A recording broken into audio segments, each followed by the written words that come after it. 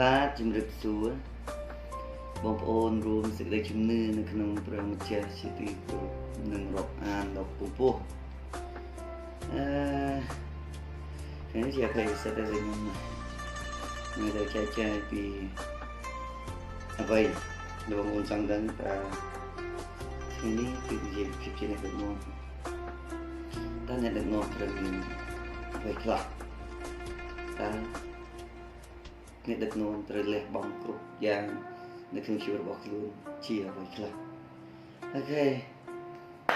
អញ្ចឹងដូចខ្ញុំធ្វើអង្គមព្រះហើយខ្ញុំអត់ចង់ចំណាយពេលយូរនៅក្នុងការដែលបងប្អូននៅក្នុងការធ្វើអង្គមផងនិងការស្ដាប់ព្រមទូផងប៉ុន្តែថ្ងៃនេះខ្ញុំជឿជាក់ថាបងប្អូននឹងមានអារម្មណ៍ស្រស់ស្រាយក្នុងការទទួលតើអ្វីជាអ្នកភាពជាភាពជាអ្នកដឹកនាំនៅក្នុងជីវិតនិងប្រងគួរប្រហែលទៅនៅក្នុងការប្រើប្រាស់និងបំពេញលើជីវិតរបស់យើងនេះតើជាយើងសូមសម្រុំចិត្តអធិដ្ឋានទាំងអស់គ្នាជាមួយខ្ញុំបើពុតបិតានៅខាងសួគ៌លោកសូមថ្វាយសិរីរុងរឿងសូមឲ្យព្រះនាមទ្រង់បានបរិសុទ្ធសូមដំកើងនូវព្រះស្ដេចរបស់ព្រះអង្គសូមឲ្យព្រះនាមទ្រង់ពោពេញដោយឫទ្ធានុភាពពីមួយថ្ងៃទៅមួយថ្ងៃហើយសូមឲ្យព្រះរាជរបស់ព្រះអង្គបានបំផ្លាញបំប្រែជីវិតរបស់យើងម្នាក់ដែលក្នុងនាមជាអ្នកដែលដើរតាមព្រះអង្គមិនមែនគ្រាន់តែនិយាយថាយើងបានរស់នៅយើងបានជឿព្រះអង្គរយៈពេលប៉ុន្មានឆ្នាំប៉ុន្តែអ្វីដែលព្រះអង្គចង់ដឹងដែលព្រះអង្គចង់បញ្ជាក់ថាអ្នកបានរស់នៅជាមួយនឹងខ្ញុំបានប៉ុន្មានឆ្នាំហើយខ្ញុំក៏ជឿជាក់ថាព្រះអង្គនឹងបំពេញយើងនឹងឲ្យយើងបានចូលទៅរស់នៅជាមួយព្រះអង្គយ៉ាងស្និទ្ធពីព្រោះមួយថ្ងៃដែលយើងរៀនរស់នៅជាមួយនឹងព្រះអង្គវាស្មើនឹង1000ថ្ងៃនៅក្នុងជីវិតដែលយើងព្យាយាមរៀនរស់នៅជាមួយនឹងការរបស់លោកទៅបើតែគុណជឿជាក់ទៅលើព្រះអង្គសូមថ្វាយគ្រប់ទាំងសេរីរុងរឿងនិងការដឹកនាំរបស់ព្រះអង្គហើយដោយការដឹកនាំតាមរយៈព្រះវិញ្ញាណដ៏បរិសុទ្ធរបស់ព្រះអង្គសូមនឹកថ្វាយដាច់នៅក្នុងព្រមនាមព្រះម្ចាស់ព្រះយេស៊ូវគ្រីស្ទអាមែនហាឡេលូយ៉ាហាឡេលូយ៉ាហាឡេលូយ៉ាមានអារម្មណ៍ថាវីដេអូដូចជាចង់ដាច់ប្រកាសខ្ញុំអញ្ចឹងយើងនឹងរៀននៅក្នុងទីមុខយើងនឹងរៀននៅក្នុងគម្ពីរទីមុខទាំងអស់គ្នាតើអ្វីទៅជាភាពជាអ្នកដឹកនាំនៃព្រះបាទព្រះយើងនឹងរៀននៅទីមុខទី1ចំពោះ3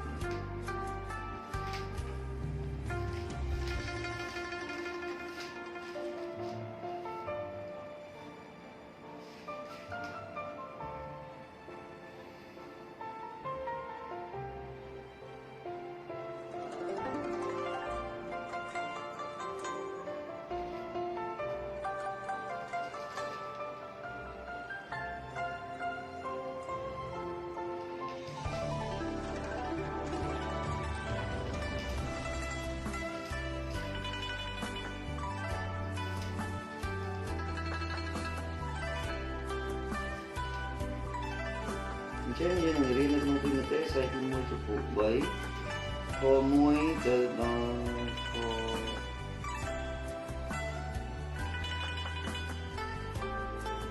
យើងអាចរៀនបានពេញមួយចំពោះតែម្ដងល្អកុំឲ្យយើងរៀនទៅយើងសង្ខេបដល់ជ្រុំនេះបន្តិចជ្រុំនេះបន្តិចវាធ្វើឲ្យខែព្រមទូរបស់យើងទៅនឹងគម្លាតឆ្ងាយបន្តិចចឹងណាប៉ុន្តែយើងដឹងថាព្រមទូរបស់ព្រះអង្គគឺបរិសុទ្ធគ្រប់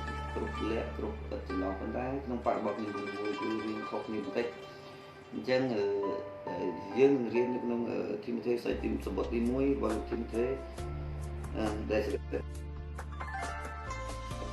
ក៏1យើងរៀនចំពោះនេះខ្ញុំនឹងអានទៅពាក្យនេះគួរជឿដែរថាបើអ្នកណាប្រាថ្នាចង់ធ្វើជាអ្នកត្រួតត្រាឬឈ្មោះថាចង់បានការល្អប្រសើរហើយដូច្នេះត្រូវឲ្យអ្នកត្រួតត្រាប្រព្រឹត្តដោយឥតកន្លែងចាប់ទោសបានចោលត្រូវជាមនុស្សមានប្រពន្ធតែមួយជាមនុស្សដឹងខ្នាតមានចិត្តធ្ងន់ធ្ងរកាន់គំនិតមាយាទជាអ្នកចៅរៅហើយប្រសពនឹងការបង្រៀនមិនត្រូវជាអ្នកចំណោស្រាឬឆ្លោះប្រកែកឬស៊ីសំណុកឡើយត្រូវមានចិត្តស្លូតបូត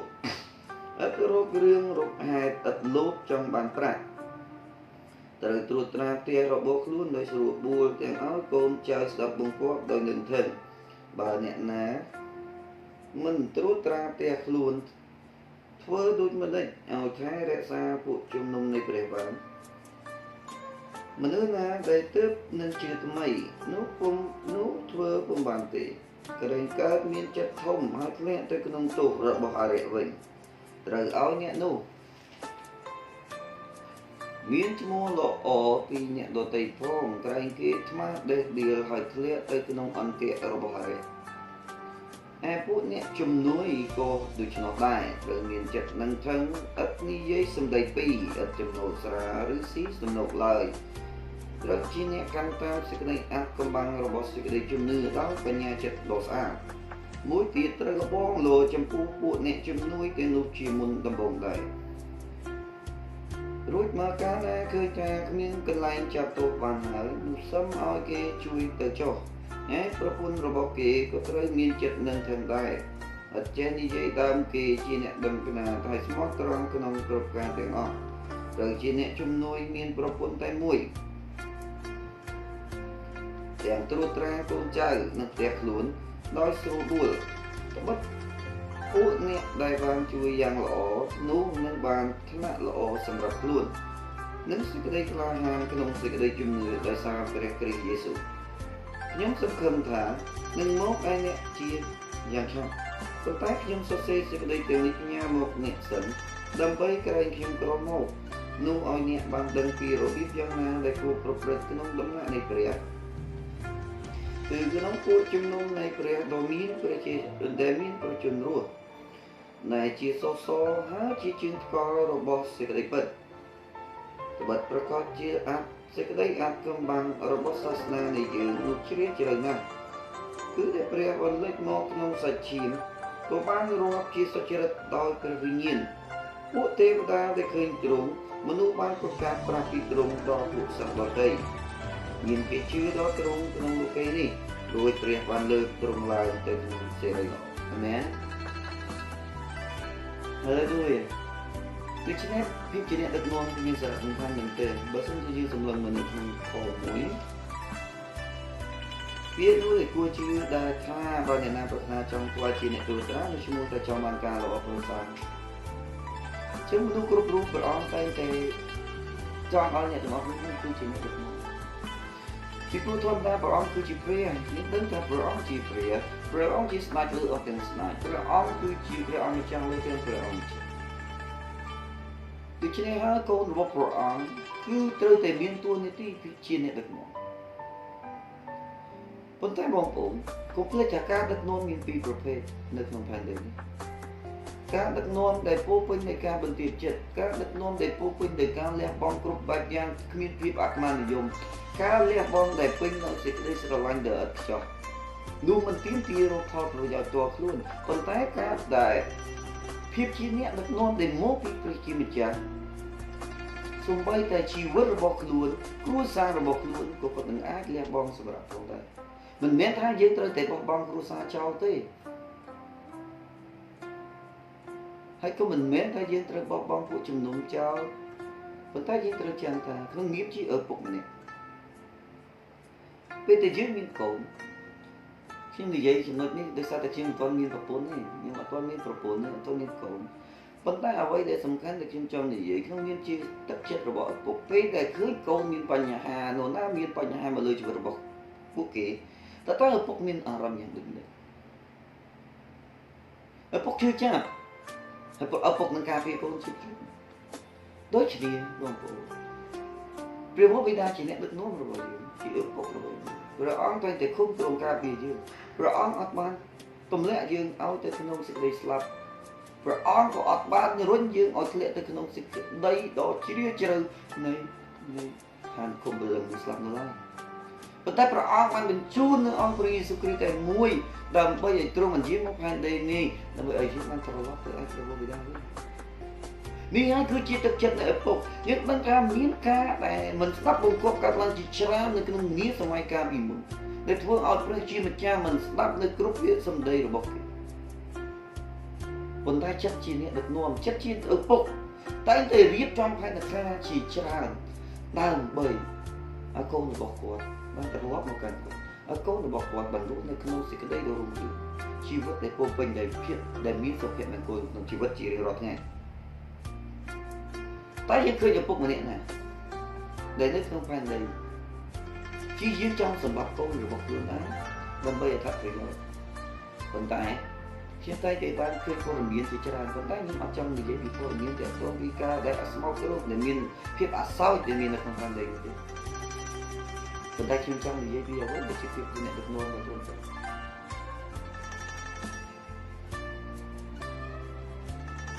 ហើយការដឹកនាំទី2ការដឹកនាំទី1គឺនិយាយពីការដឹកនាំភាពជាអ្នកដឹកនាំនៅក្នុងប្រជាជន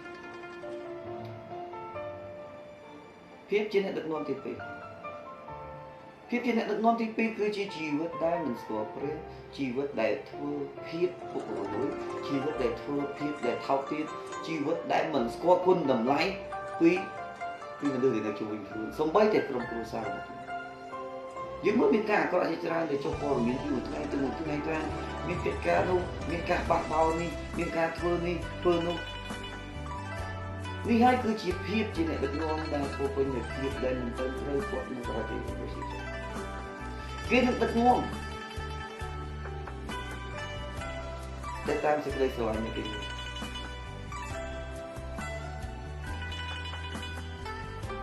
យើងមើលសង្កេតទៅកាន់រដ្ឋាភិបាលដែលគាត់ជាអ្នកដឹកនាំក៏មានប្រជាជនជាច្រើនដែលគេព្យាយាមបះបោរគេគិតថាហើយអ្វីបានជាបុគ្គលម្នាក់នេះធ្វើអញ្ចេះហើយអ្វីបុគ្គលម្នាក់នេះធ្វើអញ្ចឹងប៉ុន្តែយើងមិនអាចវាតម្លៃទៅកាន់បុគ្គលដែលធំបំផុតនៅលើក្នុងប្រទេសកម្ពុជាថាគាត់គឺជាមនុស្សដែលថាអ្វីបានជាមនុស្សគ្រប់យ៉ាងទាំងអស់មានមនុស្សម្នាក់ណាដែលមានភ្នែកពីរហើយដឹងគ្រប់យ៉ាងបើសិនជាខាងក្រោមគេធ្វើអ្វីដែលមិនត្រឹមត្រូវតែតាមខាងលើគេអត់ដឹងពីព្រោះយើងខុសពីស្រោចតបកំណាក់គ្នាឡើងមិនចេះទេតែពីមួយជំហានទៅមួយជំហានតើមនុស្សបុគ្គលម្នាក់នោះបានលើពីយើងច្រើនប៉ុណ្ណាខ្ញុំអត់ចាំបាច់ចេញឈ្មោះតើគាត់ជានរណាឬក៏បុគ្គលអ្នកជានរណាយើងត្រូវចាំពេលខ្លះអ្នកតូចក៏រស់នៅជាមួយនឹងភាពដែលមិនត្រឹមត្រូវស្មោកគ្រោកភាពពុករលួយការដែលភាពអាត្មានិយមនៅក្នុងជីវិតរបស់គាត់ប៉ុន្តែអ្នកនៅខាងលើក៏អត់បានដឹងប៉ុន្តែមនុស្សគេចាប់ដើមនិយាយថាធ្វើជាអ្នកដឹកនាំគេហើយអ្វីបានជាគ្មានដឹងខ្យល់អីសោះប៉ុន្តែបងប្អូនអាចត្រួតត្រាគ្រួសាររបស់ខ្លួនឯងបានល្អណាស់ហើយនឹងពេលខ្លះ 4-5 នាក់បងប្អូនមិនទាន់អាចត្រួតត្រាបានផងហើយអ្វីបានជាអ្នកឯងស្រែកទៅកាន់មនុស្សដែលគេត្រួតត្រាមនុស្សរាប់លាននាក់ថាគេគ្មានបានការឆ្លុះបញ្ចាំងពីខ្លួនឯងវិញតើខ្លួនឯងបានការឬនៅខ្លួនឯងអាចចេះមើលគ្រួសារខ្លួនឯងនេះបើខ្លួនឯងគ្មានសមត្ថភាពមើលក្នុងគ្រួសារខ្លួនឯងបានល្អទេរុងរឿងឲ្យចម្រុងចម្រើនទេកុំនិយាយទៅកាន់បុគ្គលម្នាក់ទៀតថាគេនឹងគឺជាមនុស្សដែលអត់បានការលើយើងត្រឡប់មកពីព្រោះការដឹកនាំនៅក្នុងបែបលោកីទាំងមូលគឺមានភាពរញ៉េរញ៉ៃច្រើនអ្នកខ្លះមានការដឹកនាំគោលការណ៍ដែលត្រឹមត្រូវបន្ទាប់មកគាត់មានការហូបចុកឬក៏ធ្វើអ្វីមួយដែលមិនត្រឹមត្រូវនៅខាងក្រៅប៉ុន្តែនោះវាជានិយាយពីសាច់នៃក្នុងភាពដែលមនុស្សដែលមានបានយើងអាចលុបលាន់គ្នាបានប៉ុន្តែក្នុងនាមយើងជាអ្នកជឿព្រះភ្នែកយើងមានពន្លឺយើងមានព្រះយើងត្រូវដឹងថាតើអ្វីដែលជាទូនាទីរបស់យើងតែយើងត្រូវធ្វើម៉េចបើសិនជាប្រទេសជាតិរបស់យើងកំពុងតែមានបញ្ហាឬក៏មានបញ្ហាអ្វីមួយយើងត្រូវធ្វើយ៉ាងដូចនេះយើងត្រូវទៅអធិស្ឋានបើការទាំងអស់មិនកើតឡើងនៅក្នុងផែនដីនៅក្នុងប្រទេសកម្ពុជាបើមិនមានការអនុញ្ញាតចេញពីព្រះជាម្ចាស់គ្មានការកើតឡើង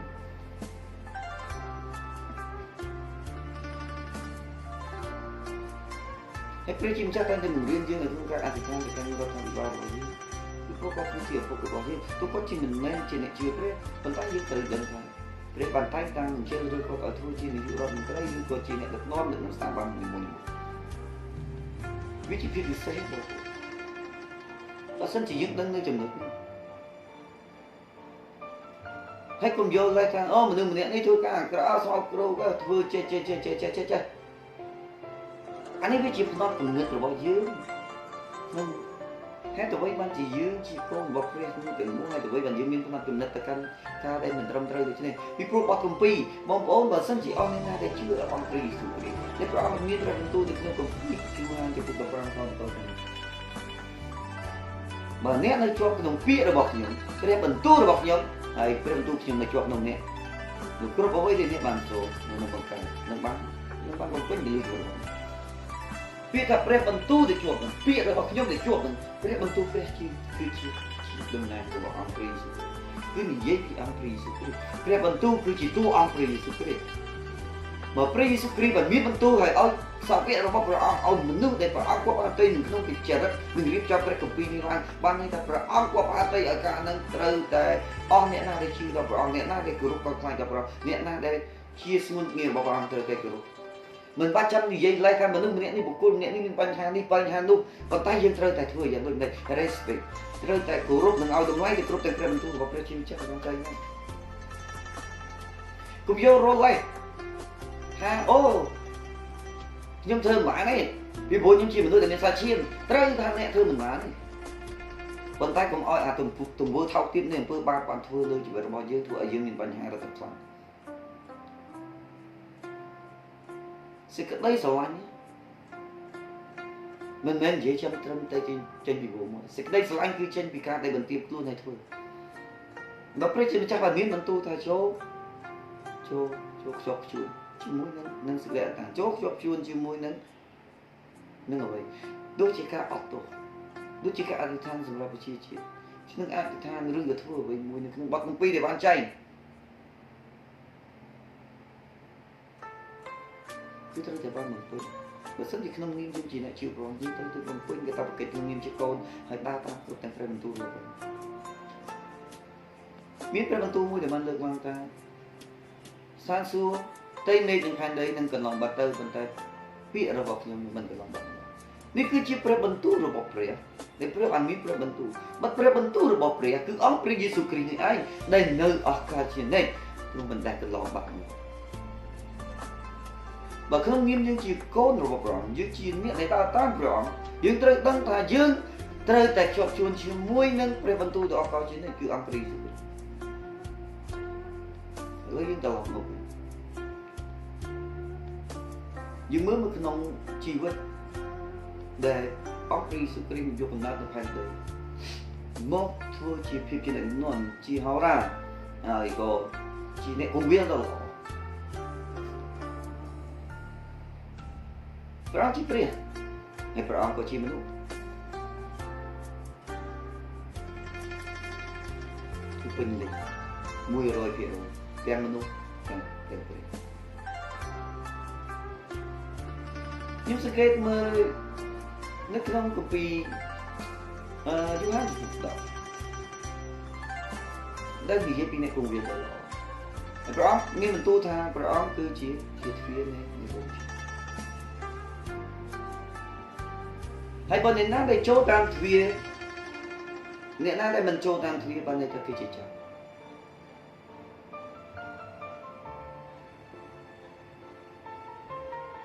ហើយជាមានស្គាល់អ្នកគង្វាលច្បាស់ជាមានស្គាល់សំឡេងអ្នកគង្វាលមានស្គាល់អ្នកគង្វាលទោះជាជីវិតវាដើរអោន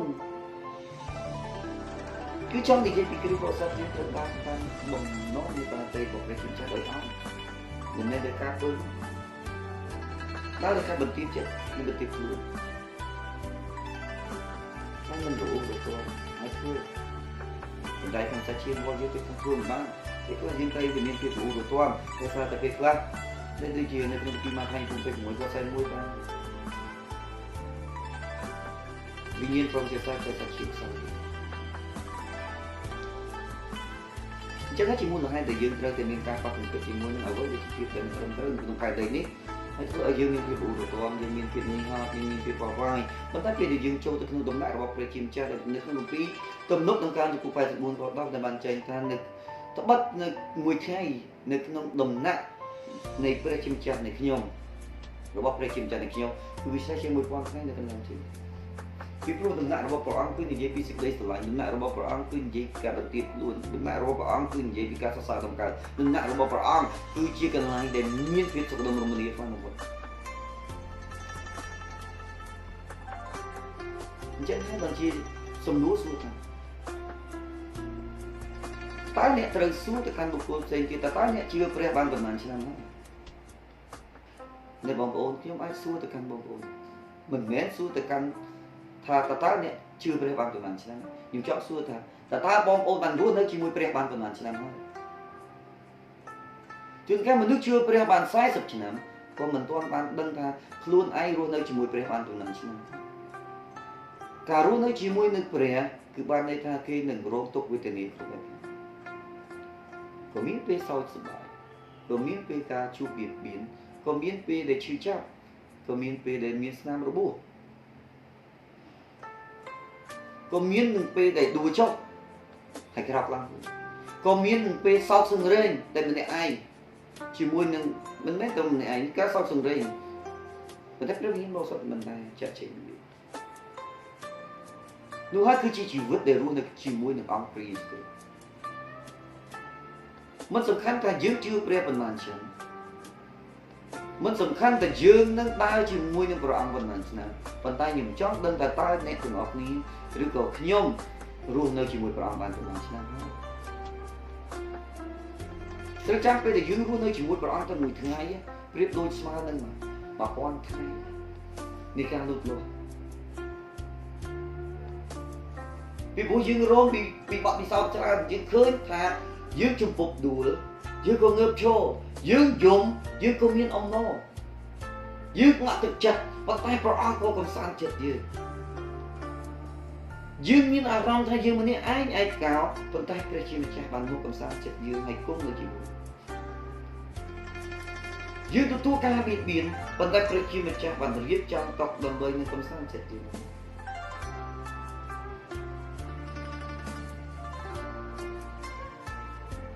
สักได้อมโนแต่ลูกเคยมีคือchỉสักได้อมโนđểรู้เนื้อจบชื่นchỉ muốn mình mến quan tại biết thật đai chỉ mùi bia hay chưa bia biết thật đai chỉ mùi bia còn ta chỉ cả đó biết thật chưa bia còn ta chỉ cả chưa còn ta cá luôn nơi chỉ mùi bia cứ chỉ bắt đi sau tôi chỉ vứt để thôi ở dương lụt lột chuyện rồi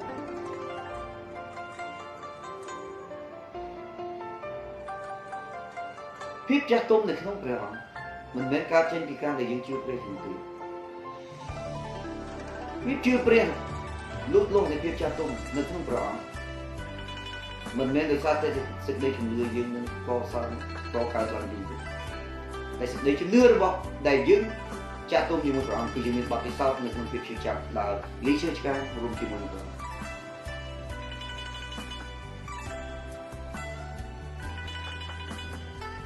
thấy cháu thì nó không có dùng hai người cuộc bọc để bàn sao nè cũng biết lộ càng cái lẹ bóng chỉ được sự mà vô chịu cái đấy chúng lưu xong lên ngồi đi chặt đám cả rồi nhưng mà chặt đám nó khi sách David cứ chỉ không mấy chừng tung mà nè một ban mưa chi có thể bom ôn có sẽ là thua cao chừng mùi sách số cái sách David cứ chỉ là của người chi nhẹ lên hạp này lên sông phân có lấy vai sẽ đây rung rương được ăn bỏ tôi chỉ còn là mưa chiên có chiên bằng can bỏ có đâm cá gặp rồi miếng bao vì xe này press để cùng người stand up tôi chỉ còn nơi để quyết vận tay về để vốn sẵn về để sát sân cho một tầm bầy lần trong sân khổ hai khi còn chiều đất David bàn xâm lạc sát sân luôn còn đăng ta về khác về để dương to tay chỉ môi nâng ca chỉ môi nâng sát sân viết vừa ao dương hiến đôi chỉ vừa bao dương thì mình vốn chiên rồi tại sao David hiến vừa tại sao để chúng nữ để con nhìn không ăn được để chịu chân để sản xuấtก็ต้องทำพระองค์นึงการเปลี่ยนกฎพระองค์นึงบ่มเป็นกฎพระองค์นึงไทยรักษากฎพระองค์นึงเอาชีวิตរបស់គាត់ឈ្នះគ្រប់យ៉ាងទាំងអស់សេចក្តីជំនឿរបស់ស្ដេចដាវីតមិនមែនជាសេចក្តីជំនឿដែលនិយាយពីភាពអួតអាងលើខ្លួនឯងតែសេចក្តីជំនឿរបស់ស្ដេចដាវីតគឺជាសេចក្តីជំនឿដែលគាត់បានទាបចិត្តនឹងជីវិតរបស់គាត់ទៅកាន់ព្រះជាម្ចាស់ហើយគាត់ដំកើងព្រះជាម្ចាស់នៅលើជីវិតរបស់គាត់ហើយគាត់បានធ្វើកិច្ចការនោះដោយព្រះជាស្ដេចរបស់គាត់នេះហើយគឺជាភាពជាអ្នកគង់វិ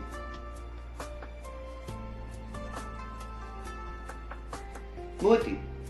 nhưng mới tới cáiជីវិតរបស់លោកម៉ូសេគាត់ជាអ្នកគង់វាលដូចជីវិតរបស់គាត់ពេលដែលកើតបាន3ខែគឺជាពេលវេលាដែលគេចាប់តាមសម្រាប់ក្មេងប្រុសៗទាំងអស់តែម្ដាយរបស់គាត់បានលាក់គាត់រយៈពេល3ខែនៅក្នុងផ្ទះហើយបន្ទាប់មកគាត់គឺម្ដាយរបស់គាត់ក៏បានយកគាត់ដាក់ទៅក្នុងល្អីមួយគឺជាស្នូកមួយហើយម្ដាយគាត់មកតាមផ្ទះទៅហើយបងស្រីរបស់គាត់តែព្យាយាមរត់តាមតាប្អូនរបស់គាត់ទៅរហូតដល់កូននោះបានយំរហូតដល់អន្តែមកដល់ក្បែរកូនរបស់ស្ដេចគាត់គឺកូនស្ដេចផារ៉ោឃើញកូននោះក៏បានដាក់ឈ្មោះឲ្យម៉ូសេហើយមានចិត្តស្រឡាញ់ទៅកាន់កូនមួយនោះដែលជាសាហេតុរហូតដល់គាត់នៅទីនោះរយៈពេល40ឆ្នាំគាត់ក៏បានរត់ចេញពីប្រទេសអ៊ីជីបដោយសារតែមានមនុស្សដែលព្យាយាមសង្ខប់ទៅលើគាត់ដោយសារតែទង្វើនៃការធ្វើរបស់គាត់គឺល្អទៅនោះតែគេបានសង្ខប់មកលើគាត់ថាតើឯងជានរណាតើឯងចង់សម្លាប់អញដូចជាសម្លាប់សោះអេស៊ីនៅថ្ងៃមុនវិញពីនោះគាត់ដែលជីវិតគាត់បានចាក់ចេញទៅហើយគាត់ក៏បាននៅជាមួយនឹងឪពុកក្មេងគាត់បានទៅជួបវិញប្រពន្ធរបស់គាត់ហើយជួបនៅជាមួយឪពុកក្មេងរបស់គាត់រយៈពេល40ឆ្នាំចាប់តាមអស់មកលេចនៅក្នុងគុំម្ល៉េះហើយមាននៅទូមកម៉ូសេទូដល់នៅជិតទៅទីនោះបាននិយាយចេញទៅហើយប្រាំក៏បានត្រាស់ហើយគាត់នៅតែបន្ទាបជីវិតរបស់គាត់មិនមែនថាអូព្រះអង្គជ្រើសរើសគាត់ឲ្យទៅធ្វើជាម្នាក់ដែលនាំពួកអ៊ីស្រាអែលទៅរកមកគាត់បន្ទាបគាត់ថាអូចេះព្រះអង្គគឺបង្គំសម្រាប់គាត់ជាតើបង្គំជាណាពេលគាត់ទៅតែសាច់ឈាមការគាត់ប៉ុន្តែយើងវិវត្តទៅផុតពីដែលព្រះអង្គមិនយាងព្រះអង្គប្រើប្រាស់ស្ដេចលោកម៉ូសេដើម្បីឲ្យស្ដេចផារ៉ោទុនចិត្តឲ្យបានពង្រៀនចេញរាជអ៊ីស្រាអែលបានមានរស់រានមានជីវិតចេញមកថ្វាយបង្គំព្រះជាម្ចាស់នៃវីរហស្តារាជអ៊ីស្រាអែលបានរទាំនៅគ្រប់បែបយ៉ាងប៉ុន្តែចិត្តជាឪពុកចិត្តជាអ្នកគង្វាលដែលបាននាំរាជអ៊ីស្រាអែលរាប់ម៉ឺនអ្នកចេញពីតំបន់អេស៊ីបមកគេតែគេរទាំព្រះខ្ញាល់ជាមួយគេតែម៉ូសេបានឲ្យគេឲ្យព្រះគំតិចរាជអ៊ីស្រាអែលចោលទៅតែម៉ូសេបានអធិដ្ឋានកាន់ព្រះជាម្ចាស់សូមទីពរទៅពួកគេមកទៅដល់ពួកគេរទាំពីមួយថ្ងៃទៅមួយថ្ងៃរយៈពេលប៉ុណ្ណឹងរយៈពេល40ឆ្នាំប៉ុន្តែម៉ូសេអត់បានមិនឆ្លងទៅបុគ្គលម្នាក់ណាប៉ុន្តែម៉ូសេបានឲ្យជំរឿនទៅកាន់ពួកមួយពួកដែលបានគាត់បោះបោទៅកាន់លោកប៉ុន្តែជំរឿននៃការជ្រើសរើសរបស់គេបានដល់ចេញពីលោកម៉ូសេដោយខ្លួនឯងហើយព្រះជាម្ចាស់ក៏បានបើកដីឲ្យលេខពួកគេចឹងពេលជាអ្នកដឹកនាំគាត់ឈឺចាប់ពេលដែលគាត់ឃើញការទាំងអស់នេះកើតឡើងភាពជាអ្នកដឹកនាំត្រូវតែមានភាពកំសួលខ្លាំង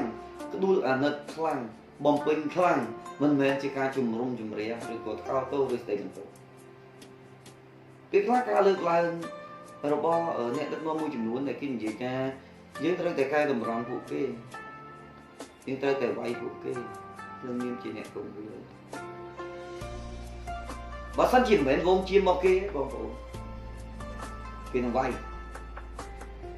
ពីពួកគេចង់ឲ្យល្អប៉ុន្តែបើសិនជាកូនជៀមដែលកើតចេញពីយើងទៅយើងមានអារម្មណ៍វាយយើងនឹងគុំក្រងគេហើយនាំគេកែតម្រង់គេទៅកាន់ប្រវត្តិមានព្រះហើយឲ្យព្រះនៃការពារហើយការប្រកពីព្រោះព្រះជាម្ចាស់ព្រះអង្គជាឪពុកព្រះអង្គមានសិទ្ធិកែតម្រង់ប៉ុន្តែអ្នកគង្វាលអត់មានសិទ្ធិកែតម្រង់ព្រះអ្នកគង្វាលមានសិទ្ធិកែតម្រង់អ្នកប៉ុន្តែគាត់ថាអ្នកគង្វាលអត់មានសិទ្ធិទៅវាយអ្នកពេលដែលអ្នកគង្វាលវាយវងជានឹងខ្ចាត់មូលហេតុនេះបានខ្ញុំនិយាយចឹងពីព្រោះដោយសារតែខ្ញុំជាអ្នកចិញ្ចឹមជៀមខ្ញុំតែងតែលើកនៅក្នុងការចែកចាយជាច្រើនតែខ្ញុំបានលើកឡើងថាខ្ញុំជាមនុស្សដែលធ្លាប់គង្វាលជៀមរយៈពេលប្រហែលដែរ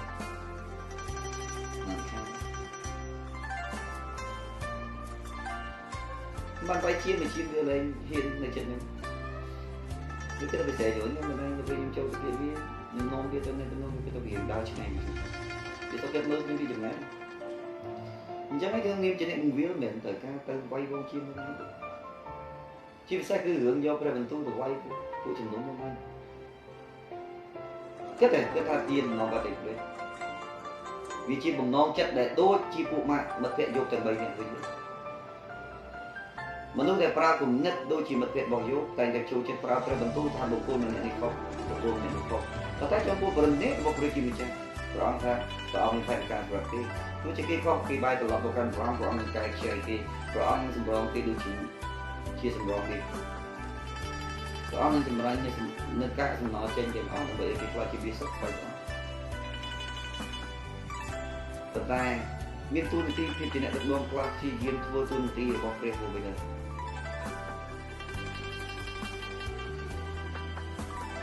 thì game vai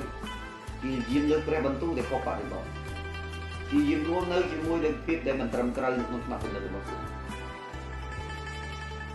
ព្រះបង្រៀនយើងពីអង្គការពីកាលណាដើម្បីឲ្យយើងវាយវងឈាមរហូតដល់វងឈាមនៅហ៊ានចូលរៀន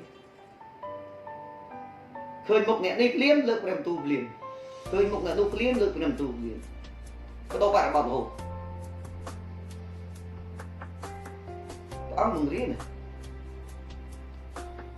ទៅធ្វើព្រះបន្ទូលរបស់ព្រះជាម្ចាស់មានការប៉ះពាល់ចិត្តនៅក្នុងព្រះបន្ទូលនៅពេលចំណុចណាមួយប៉ុន្តែអត់បាននិយាយទៅតម្រង់ទៅកាន់បុគ្គល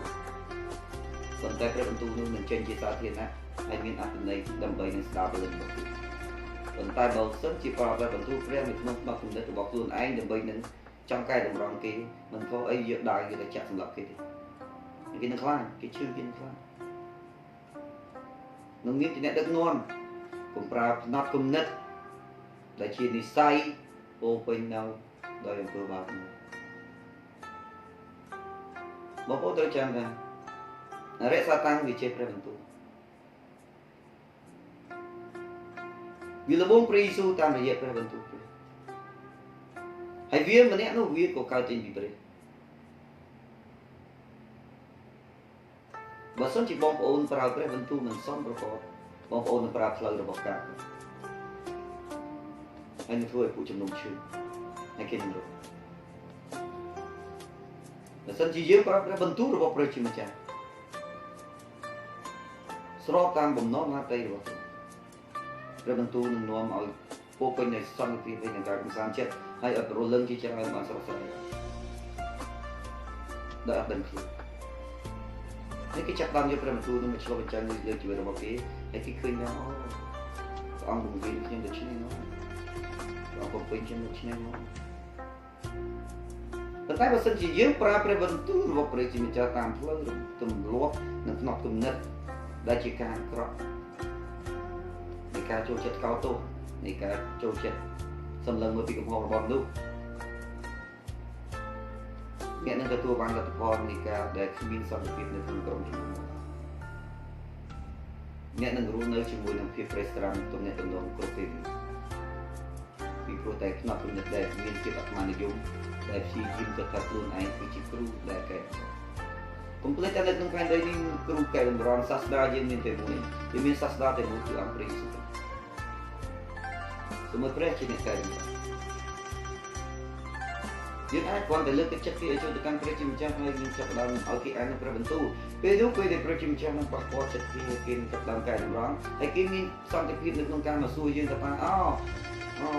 អ្នកដឹកនាំនៃខ្ញុំអើយតើជួយបង្ហាញផ្លូវខ្ញុំបានដែរឬទេតើខ្ញុំធ្វើយ៉ាងដូចម្តេចដើម្បីឲ្យចូលទៅកាន់ព្រះជាម្ចាស់នឹងគេនោះយើងនឹងប្រើពីកលឹះដែលយើងបានឆ្លងកាត់ជាមួយនឹងបទពិសោធន៍ដែលយើងប្រាប់ទៅកាន់គេភាពជាអ្នកដឹកនាំមិនមែនចេះតែយកផ្នត់គំនិតឬក៏មានអារម្មណ៍ថាប៉ះពាល់ចិត្តប៉ុន្តែត្រូវព្យាយាម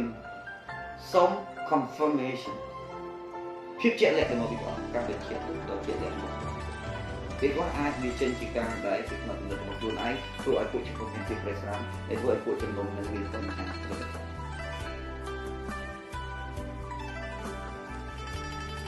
ពេលពិតជាអរគុណព្រះសម្រាប់នៅព្រះបន្ទូលនៅថ្ងៃនេះនិយាយពីជំនុំប៉ុន្តែខ្ញុំជឿជាក់ថាក៏មានការប៉ះពាល់ទៅតាមអ្នកដឹកនាំចំនួនធំឬក៏មួយចំនួនតូចតែសូមឲ្យព្រះជាម្ចាស់ដែលប្រទានពរដល់លោកគ្រូ ដែលជាអ្នកដឹកនាំហើយចូលចាំថានៅក្នុងទីមួយទេខ្សែទី2ជំពូក3ខ្សែទីមួយទេខ្សែទី1ជំពូក3ដែលនិយាយពីអ្នកដឹកនាំនឹងសរុបមកវិញថាជាអ្នកដឹកនាំត្រូវត្រួតត្រាប្រព្រឹត្តដែលកន្លែងអត់មានជប់បន្ទប់បានត្រូវជាមនុស្សមានប្រព័ន្ធតែមួយនឹងចំណូលស្រាលជាមនុស្សដឹងគ្នាពីតែជាមនុស្សដឹងគ្នាគឺជាមនុស្សម្នាក់ដែលដឹងថាຂະຫນາດព្រះអង្គຂະຫນາດរបស់ព្រះគឺយ៉ាងម៉េចតែពេលដែលគេដឹងຂະຫນາດរបស់ព្រះស្តង់ដាររបស់ព្រះហើយគេនឹងបង្រៀនមនុស្សទៅតាមស្តង់ដាររបស់ព្រះគឺមានពី60មិនមែនស្តង់ដាររបស់ព្រះមិនមែនចេញពីប្រវត្តិសាស្ត្រស្តង់ដាររបស់ព្រះមិនមែនចេញពីអត្តចរិតរបស់ខ្លួនឯងស្តង់ដាររបស់ព្រះមានចេញពីសេចក្តីបង្រៀនដ៏ល្អតែស្តង់ដាររបស់ព្រះគឺនិយាយពីការបង្គាប់ហើយបទាបចិត្តឲ្យធ្វើតាមនៅគ្រប់ទាំងព្រះបន្ទូលរបស់ព្រះអ្នកជាជំនួយដូចគ្នាត្រូវដឹងថាអ្នកជាជំនួយត្រូវស្លូតបូទៅរកគ្រឿងហេតុចង់លោកបានហើយចេះត្រួតត្រាផ្ទះខ្លួនឯងឲ្យស្រួលបួលទេដើម្បីឲ្យកូនចៅគេស្ដាប់បង្គាប់ពីភាពនឹងទៅនេះជាវិសេសអ្នកដឹកនាំដែលត្រូវមានតែធ្វើការណាពេលដែលយើងដឹងថាភាពជាអ្នកដឹកនាំដែលដឹងពេញខ្នាតទៅមកពីព្រះជាម្ចាស់តើវាមិនយើងនឹងអាចតែងតាំងមនុស្សឲ្យធ្វើកិច្ចការនេះបានកុំតែងតាំងមនុស្សដោយសារតែមនុស្សបានធ្វើតាមគ្រប់ទាំងច្បាប់ទម្លាប់របស់អ្នកកុំតែងតាំងមនុស្សឲ្យធ្វើជាគ្រូពង្វាដោយគ្រាន់តែគេរៀនសាលាគម្ពីរចាប់នៅឡើយកុំតែងតាំងមនុស្សឲ្យធ្វើជាអ្នកដឹកនាំដោយគ្រាន់តែគេគឺជាមនុស្សម្នាក់ដែលចោះចូលជាមួយអ្នកនៅឡើយ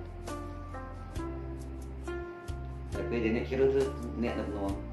អ្នកត្រូវចាំថាគេម្នាក់នោះគឺជាមនុស្សម្នាក់ដែលពេញខ្នាតនៅក្នុងព្រះហើយជីវិតរបស់គេគឺមានបទពិសោធន៍យ៉ាងច្រើនលើលោកនៃភាពឈឺចាប់ភាពសោយសប្បាយភាពលោតកញ្ឆេងភាពខ្វះខាតគេបានលីជឿឆ្កាងរួមជាមួយព្រះនោះហើយគឺជាអ្នកដែលដឹកនាំទៅពេញខ្នាតលោកអត់បាននិយាយថាអ្នកណាខុសទេតែបើអ្នកទាំងអស់តែជាអ្នកដឹកនាំដើរតាមព្រះបន្ទូលរបស់ព្រះនៅក្នុងគម្ពីរដែល66គម្ពីរព្រះសៀវភៅទាំង66នៅក្នុងគម្ពីរបរិសុទ្ធអ្នកនឹងឃើញពលឹងនៃសេរីមួយរបស់ព្រះជាម្ចាស់ដឹកនាំในชีวิตเนี่ยเราแต่เตียบเติมอันนี้เราไปดูการดอกด้วยจริงๆnhưng trong vị sẽ được viết đơn gì số máuชีวิตตู้มงคลมันbận tiếp cho chỉ riêng lọt ngay là bây giờตู้mงคลมันđồng cao nó về niên thì một đoạn chỉสำคัญนะมึงยังที่บอกสัตว์จะบรรทิพย์เฉยแล้วมึงอยากก็เป็นพวกบุญก็รับหรือว่าเลือกหลังได้จนบรรทิพย์บุญได้จะพวกประชิมจ้าเรียกอ้อมมาจ้าไอ้ที่สตาร์ทยืนในตรงมึงกันเอาเป็นร้านสำหรับไอ้นี่ไอ้คิดสมโตเราสังเกตการใจการใจเหนื่อยหรือว่าโยมในไอ้นี่มีการปะปอลเติมเป็นสถาบันดกตุ้งดูบอลโอ้นะส่งกันไกนะไปโตsemua proses macam dalam pertimpo tekan negeri semua serai sebenarnya bertim ciknai cimentuan dari keperluan sembilan puluh caca lah tentang kalau pun juga bercinta mungkin mina apa yang sekali lagi semua proses macam dalam pertimpo berapa mai bongkon semua jiwa berapa mai bongkon pun dah terpun dah kerja dan serai murid dan mau diperangជារៀងរហូតអស់តជានិច្ចនៅក្នុងអង្គព្រះយេស៊ូវគ្រីស្ទសូមសម្រុំចិត្តអធិដ្ឋានជាមួយខ្ញុំទាំងអស់បបិទ្ធបិតានៅខាងសួគ៌លោកគ្រូបំផុតអរគុណទ្រង់សម្រាប់នៅព្រះបន្ទូលនៅពេលរសៀលនេះសូមឲ្យព្រះបន្ទូលព្រះអង្គបានបំពេញលើជីវិតរបស់យើងម្នាក់ៗតាមព្រះហឫទ័យរបស់ព្រះដើម្បីជីវិតរបស់យើងបានមានភាពចុះជាងរាល់ថ្ងៃនៅចំពោះប្រវត្តិមានរបស់ព្រះអង្គដើម្បីយើងបានបង្កើននៅព្រះនាមទ្រង់ខ្ពស់សូមបំពេញនៅសេចក្តីសប្បុរសសេចក្តីស្រឡាញ់ដ៏គ្រប់លក្ខពីសេចក្តីស្រឡាញ់ដ៏ពេញខ្នាតលើជីវិតរបស់យើងហើយនឹងបំពេញភាពពេញខ្នាតដែលព្រះអង្គបានដាក់លើជីវិតរបស់យើងដើម្បីយើងបានពេញខ្នាតដោយការដែលមានបទពិសោធន៍នៅក្នុងជីវិតរួមជាមួយនឹងការលីជាឆ្កាងរបស់ព្រះដ ដើម្បីជីវិតយើងបំពេញលេញហើយរឹងមាំឡើងដោយសេចក្តីជំនឿខាងអ្នកប្រអសូមអរគុណជាងលើកថ្វាយគ្រប់ទាំងអស់ក្នុងការនៅព្រះថ្វាយដាច់ក្នុងព្រះនាមព្រះម្ចាស់ព្រះយេស៊ូវគ្រីស្ទអាមែន Hallelujah. អរគុណសូមព្រះជាម្ចាស់ប្រទានពរ